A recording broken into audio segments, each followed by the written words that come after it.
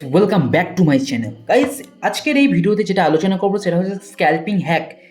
Option ট্রেডিংয়ে বেশিরভাগ public সবাই scalping করার জন্যই ব্যস্ত থাকে। দিনে 5টা 6টা 7টা 8টা 9টা 10টা করে ট্রেড নিচ্ছে।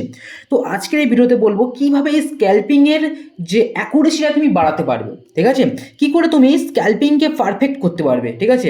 স্ক্যাল্পিং যে জিনিসটা, সেই জিনিসটা খুব কম সময়ের মধ্যে একটা প্রফিট জেনারেট করার জন্য, ঠিক আছে। আর সেখানটা একটু বেশি ক্যাপিটালের প্রয়োজন হয়, ঠিক আছে। সেখানটা কী প্রয়োজন হয়?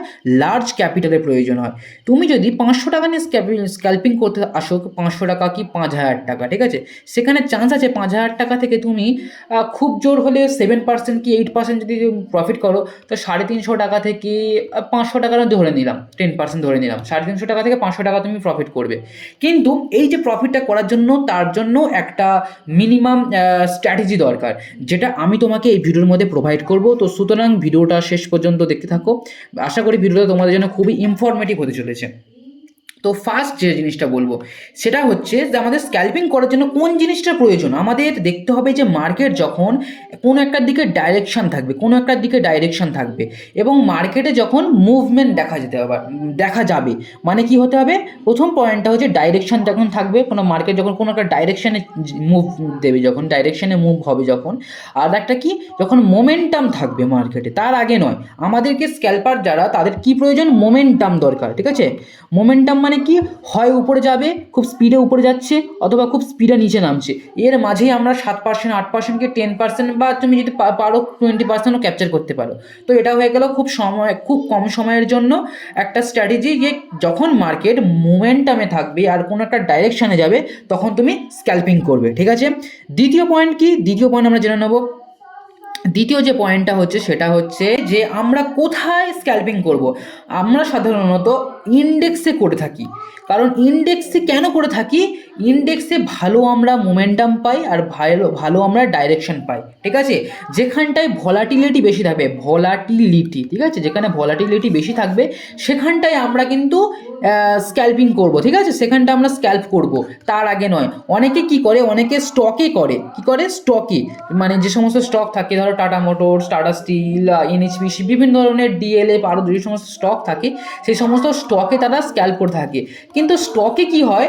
খুব একটা মুভমেন্ট বা ভলাটিলিটি দেখা যায় না, বা কোনো একটা ডাইরেকশনাল মুভ দেখা যায় না। হয় মাঝে মাঝে হয়, কিন্তু খুব রেয়ার হয়, বা সারাদিন অপেক্ষা করার পর কোন সময় হবে আমরা সেটাকে ধরতেও পারি না। সেই কারণে আমাদেরকে স্টকে করলে হবে না, আমাদেরকে কোথায় করতে হবে? আমরা কোথায় করব? ইন্ডেক্সে করব। এবার ইন্ডেক্সের মধ্যে তোমরা জানো আশা করি যে ইন্ডেক্সের মধ্যে ফেমাস হচ্ছে নিফটি 50 তোমরা করতে পারো। আচ্ছা, তাছাড়া কি রয়েছে? ব্যাংক নিফটি রয়েছে, ঠিক আছে, ব্যাংক নিফটি রয়েছে। আচ্ছা, ফিন নিফটি রয়েছে, ফিন বাবু রয়েছেন। আবার নতুন নতুন নয়, বেশ কয়েকদিন পুরাতন মিড ক্যাপ, ঠিক আছে, মিড ক্যাপ। আচ্ছা, ব্যাংক এক্স এটা ইদানিং করে এসেছে, ব্যাংক এক্স। তো এই জিনিসগুলোতে তোমরা করতে পারো, ঠিক আছে। তো আমি তোমাদেরকে যদি বলি, তোমরা যদি বলো যে দাদা কোনটাতে করলে বেস্ট হবে, আমি তোমাদের বলবো যে বিগিনার যারা, তারা করবো নিফটি 50-তে।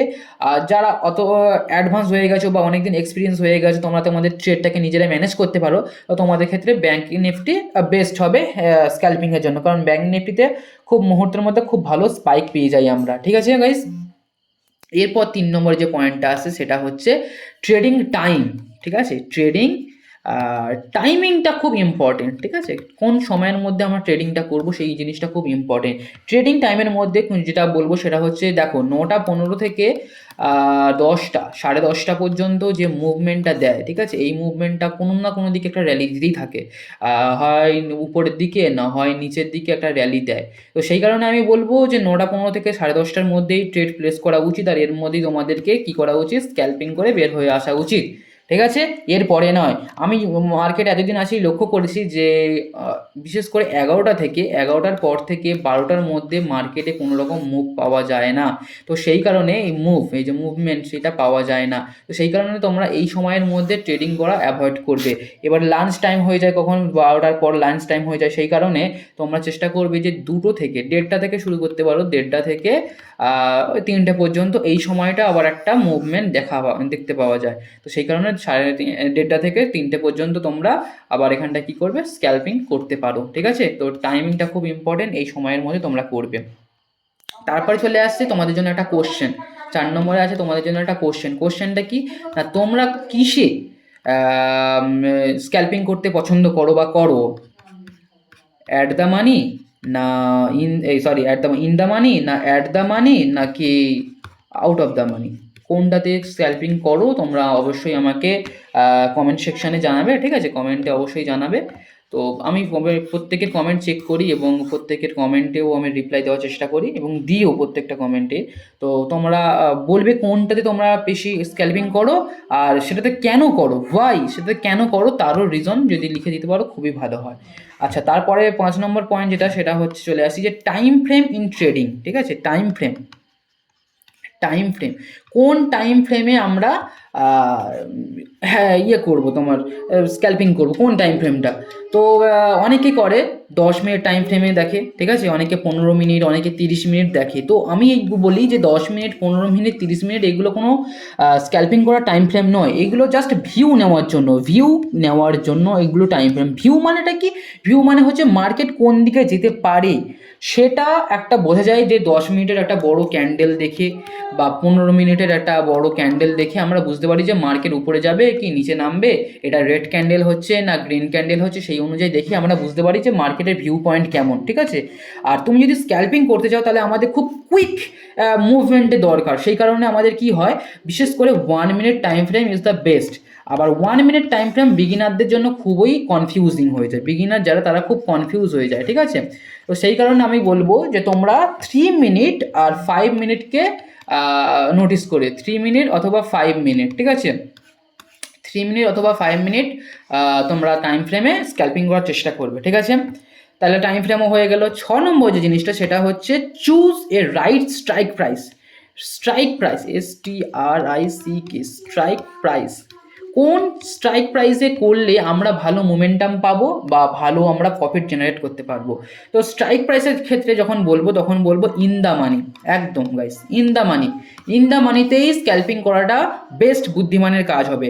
অনেকে অ্যাট দ্য মানিতেও করে থাকে, অ্যাট দ্য মানিতেও ভালো স্পাইক পাওয়া যায়, ঠিক আছে, কিন্তু ইন দ্য মানিতে যেরকম সেফ হয় ঠিক সেরকম আমরা এখানে ভালো মোমেন্টামও আমরা পেয়ে যাই এখানটা, ঠিক আছে।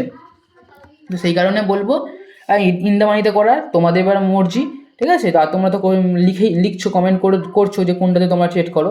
আর আউট অফ দ্য মানি যেটা সেটা কিন্তু বলবো আউট অফ দ্য মানি, ঠিক আছে, আউট অফ দ্য মানি যেটা সেটা কিন্তু এটাকে OTM বলা হয়। এটা কিন্তু মানে এর বিশেষত্বটা কি, হচ্ছে হাই রিস্ক হাই প্রফিট। তুমি যদি প্রচুর রিস্ক নিতে চাও তো এটাতে ওয়েলকাম তোমাকে, ঠিক আছে। এটা কীরকম কী জিনিস, হাই রিস্ক, ঠিক আছে, হাই রিস্ক। সেরকম হাই রিস্ক যেহেতু নিচ্ছ তাহলে তুমি কি প্রফিটটা কম নেবে না, হাই প্রফিটও পাবে এখানটায়, ঠিক আছে, হাই প্রফিটও তুমি এখানটায় পেয়ে যাবে, ঠিক আছে। তো হাই রিস্ক হাই প্রফিট। তো তুমি যদি বিগিনার হয়ে থাকো একদম না, তোমার অত রিস্ক নেওয়ার দরকার নেই আর অত প্রফিট করারও দরকার নেই, ঠিক আছে। প্রফিট চিন্তা পরে, আগে তুমি শেখো, লার্নিং করো, ঠিক আছে, মার্কেটকে টাইম দাও, তারপরে মার্কেটকে অবজার্ভ করো, তারপরে। 7 নম্বর যে জিনিসটা আছে সেটা হচ্ছে mindset is the very important. তোমার মাইন্ডসেট যদি ঠিক থাকে, মানে মাইন্ডসেট কোন দিক থেকে বলছি, আমি ধরো কথার কথা বলছি, আমি নিজে ক্ষেত্রে যখন স্ক্যাল্পিং করতাম, তো এখনও করি স্ক্যাল্পিং, মাঝে মাঝে কী হয়ে যায় 10টা থেকে 15টা ট্রেড হয়ে যায়, ঠিক আছে, অনেকগুলো ট্রেড নিয়ে ফেলতাম, ঠিক আছে, ওভার ট্রেডিং থেকে বলা হয়, ওভার ট্রেডিং। এখন সেটা অনেক কমে গেছে, ওভার ট্রেডিং অ্যাভয়েড করাই উচিত। ওভার ট্রেডিংটা করে ফেলতাম একটা সময়। এবারে আমাদের চেষ্টা করতে হবে, যে জিনিসটা আমি শিখেছি, যে 10টা থেকে 15টা ট্রেডের মধ্যে আমাদের চেষ্টা করতে হবে 50% ট্রেড যেন সাকসেসফুল হয় 50% ট্রেড মানে কি হবে, 7টা থেকে 8টা ট্রেড তোমার যেন সাকসেসফুল হয়, এটা যেন কি হয়, সাকসেসফুল যেন হয় 7টা থেকে 8টা ট্রেড, ঠিক আছে। তা না হলে তুমি প্রফিটটা নিয়ে বাড়ি যাবে কোথায়, তোমাকে তো বেশিরভাগ টাকাটা ব্রোকারেজ চার্জ দিয়ে দিতে হবে না, বেশিরভাগ টাকা তোমাকে দিতে হবে, ব্রোকারেজ চার্জ দিয়ে দিতে হবে। সেই কারণে তোমার চেষ্টা করতে হবে যে 7টা থেকে 8টা ট্রেড অবশ্যই তোমাকে সাকসেসফুল করার। এবারে মনে করো কোনো একটা ট্রেড তোমার ধরো লস হলো, ঠিক আছে, আবার পরের ট্রেডটা ধরো লস হলো, আবার পরের ট্রেডটা ধরো তোমার লস হলো। এবার তোমাদের মাইন্ডসেট ঠিক রাখতে হবে যে আমি তো যেহেতু 7টা থেকে 8টা ট্রেড সাকসেস পাবো, তার মানে বাকি যে 5টা থেকে 6টা ট্রেড সেটা আমার অবশ্যই লস হবে। সেই কারণে এই চিন্তাটা মাথায় রাখো, রেখে পরের ট্রেডটাকে উপর পুরোপুরি ফুললি ফোকাস করো। কারণ তুমি যদি প্রিভিয়াস যে এগুলোতে যে লস করেছো, যে আমার তো 3-4টে তো লস হয়েই গেল, তাহলে এবার কি হবে কি হবে, এই চিন্তাটা তুমি যদি মাথায় রাখো, তাহলে পরের যে ট্রেডটা সেটা সঠিকভাবে নিতে পারবে না, রাইট ডিসিশান তুমি নিতে পারবে না, তোমার মাইন্ডসেট কিন্তু খারাপ হয়ে যাবে। সেই কারণে তুমি তো বলছো যে আমি 10টা থেকে 15টা ট্রেড নেওয়ার জন্য রেডি, আর 10টা থেকে 15টা ট্রেড নিতে গেলে তোমাকে তুমি তো বলছো যে আমি 50%-এর মতো ট্রেডে আমি সাকসেসফুল হব, আর তুমি কেউ যদি মনে করো না আমি 100% ট্রেডে সাকসেসফুল হবো, তো সেটা ইম্পসিবল, আর খুবই চাপের, আর খুবই এক্সপিরিয়েন্স দরকার তার জন্য, ঠিক আছে, আর হয়ও না অতটা। তো সেই কারণে বলবো যে তুমি তো যেহেতু জানো যে 50%-এর মতো, বেশ 50%-এর বেশি 60%-এর মতো তুমি ট্রেড সাকসেসফুল করবে, তো সেই কারণে বাকি যে 50% বা 5টা 6টা ট্রেড যেগুলো তুমি লস করছো সেটাকে অ্যাকসেপ্ট করে নাও, সেটাকে কী করে নাও, অ্যাকসেপ্ট করে নাও, না হলে পরেরটাতে ফোকাস করতে অসুবিধা হবে। ঠিক আছে গাইস? আচ্ছা, তারপরের পয়েন্টটা কি? তারপরের পয়েন্টটা হচ্ছে প্যাশন। ঠিক আছে, প্যাশন। ঠিক আছে, বা যেটাকে যদি বলি শান্ত, বাংলা কথা লিখে অনেকে বুঝতে পারবে না, শান্ত, কুমিরের মতো বসে থাকো, কুমির। ঠিক আছে, মার্কেটে তুমি কুমির হয়ে যাও। কুমির কি করে? এক জায়গায় চুপচাপ বসে থাকে। ঠিক আছে, এক জায়গায় চুপচাপ বসে থাকে, কিছুক্ষণ পর যখনই খাবার আসে তখন সে গাপ করে গিলে খায়। তো সেই কারণে মার্কেটে অবজার্ভ করতে হবে যে কোন সময় আমাদের প্রফিট করার চান্স আছে, বা কোন সময় স্পাইক দেওয়ার চান্স আছে। সাধারণত ধরো এইটা একটা রেজিস্ট্যান্স, এটা হচ্ছে একটা সাপোর্ট। মার্কেট সাপোর্ট আর রেজিস্ট্যান্সের মধ্যে বারবার মোমেন্টাম দিচ্ছে, মুভমেন্ট দিচ্ছে, মোমেন্টাম না মুভমেন্ট দিচ্ছে। এবারে যখন রেজিস্ট্যান্সের কাছে বা যখন সাপোর্টের কাছে চলে আসে বা ব্রেক করে দেয়, ব্রেক করে দিয়ে রিটেস্ট নেয়, ঠিক আছে, বা উপরে যখন ব্রেক করে দিয়ে ব্রেকআউট দিয়ে যখন রিটেস্ট নেয়, নিয়ে এখান থেকে যখন একটা মুভমেন্টেড বা একটা মুভের চিন্তা ভাবনা থাকে, বা একটা বোঝা যায় যে তখনই আমরা কিন্তু ট্রেডে এন্ট্রি নেবে। ঠিক আছে, এরকম জায়গায় তখন এন্ট্রি নেবে। আদারওয়াইজ যখন মার্কেট যখন কোনো রেঞ্জ বাউন্ড হয়ে থাকবে, কোনো রেঞ্জের মধ্যে হয়ে থাকবে, তখন কিন্তু তোমরা ট্রেডিং বা ট্রেড নেবে না বা স্ক্যাল্প করবে না। আর অনেকে বলে যে এই তো উপরে এই আমরা যখন রেঞ্জ বাউন্ড থাকে তখন তো আমরা অনেকে ভালো প্রফিট করে। ঠিক আছে, রেঞ্জ বাউন্ড, যখন মার্কেট রেঞ্জ বাউন্ড হয়ে থাকে তখন বলে যে আমরা তো অনেকেই এর মধ্যে স্ক্যাল্পিং করে বের হয়ে আসি, কিন্তু সেটার জন্য কি দরকার? এক্সপিরিয়েন্স দরকার গাইস। ঠিক আছে, এক্সপিরিয়েন্স দরকার। তো বলবো সেই কারণে সিই, এক্সপিরিয়েন্স, ঠিক আছে, সেই কারণে বলবো তোমরা যারা বিগিনার তারা কিন্তু সাইড বেস মার্কেটে কোনো ট্রেড নিও না। ঠিক আছে, প্রপার ওয়েট করো প্রপার টাইম, মানে প্রপার টাইম ফ্রেম বলতে পারো, বা প্রপার যে সেট আপ, তোমার যে সেট আপটা করে রেখেছো, কোথায় এন্ট্রি নেবে, কোথায় কী করবে, আগে থেকে তো অবশ্যই সাপোর্ট রেজিস্ট্যান্স জেনে রেখেছো, তো সেই অনুযায়ী ট্রেড নেবে। আচ্ছা, 9 নম্বর যে পয়েন্টটা গাইস খুব ইম্পর্টেন্ট, 9 নম্বর পয়েন্টটা হচ্ছে যে টাইমিং। ঠিক আছে, টাইমিংটা খুব ইম্পর্টেন্ট। টাইমিং কিসের টাইমিংয়ের কথা বলছি না, ধরো কোনো একটা প্রিমিয়াম, কোনো একটা স্ট্রাইক প্রাইসের প্রিমিয়াম ধরো 100 টাকাতে চলছে। এবার 100 টাকায় তুমি ধরো মনে করছো যে আমি 100 টাকাতে কিনবো আর 110 টাকাতে ধরো বেচবো। ঠিক আছে, তাহলে তখন কী করছো? 110 টাকাতে কিনতে কিন্তু হয়তো 101 টাকা কিনে ফেলছো, কি 102 টাকায় কিনে ফেলছো। তো অনেকে বলবো ওটা কোনো ব্যাপার না, আমি তো 105 টাকায় 6 টাকায়ও কিনি। ঠিক আছে, কিন্তু তুমি যেহেতু স্ক্যাল্পিং করছো, তুমি যেহেতু একজন স্ক্যাল্পার, তোমাদের খেয়াল রাখতে হবে যে 1 টাকা 2 টাকা মানে হচ্ছে কিন্তু 1% আর 2%। এটা মাথায় খেয়াল রাখতে হবে, 1% 2% তুমি এখানেই এন্ট্রিতেই ভুল করে ফেলছো।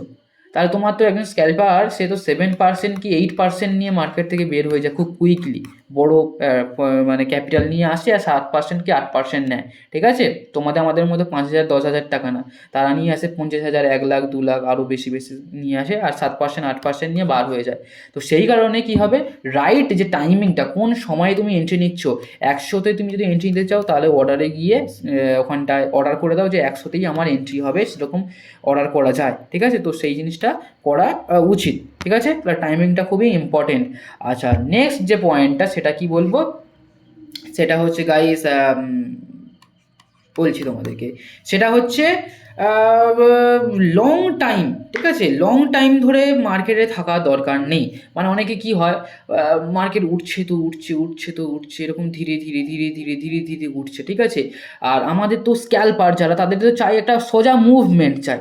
তারা তো চায় না যে মার্কেটে অনেকক্ষণ ধরে থাকতে, কারণ অনেকক্ষণ ধরে থাকলে অনেক সময় থিতা ডিকে হয়ে গিয়ে প্রিমিয়াম কমে যায় বা অনেক কিছু ফল্ট দেখা যায়, ঠিক আছে। সেই কারণে আমাদের চাই কুইক মুভমেন্ট। তোমার যদি তুমি যদি স্ক্যাল্পিংয়ের মেন্টালিটি নিয়ে আসো, আর তোমার যদি 10 মিনিটের বেশি, 10 মিনিটের থেকে ধর 20 মিনিট কি 30 মিনিট তুমি যদি ট্রেডে থাকো, তাহলে সেটা কিন্তু তোমার সেট আপের বাইরে হয়ে গেল। তোমাকে বুঝতে হবে যে তোমার কোথাও ভুল হয়েছে, তোমার কোথাও কি হয়েছে, ভুল হয়েছে তোমার সেট আপে। সেই কারণে তুমি 10 মিনিট কি 20 মিনিট ধরে মার্কেটে ফেঁসে রয়েছো।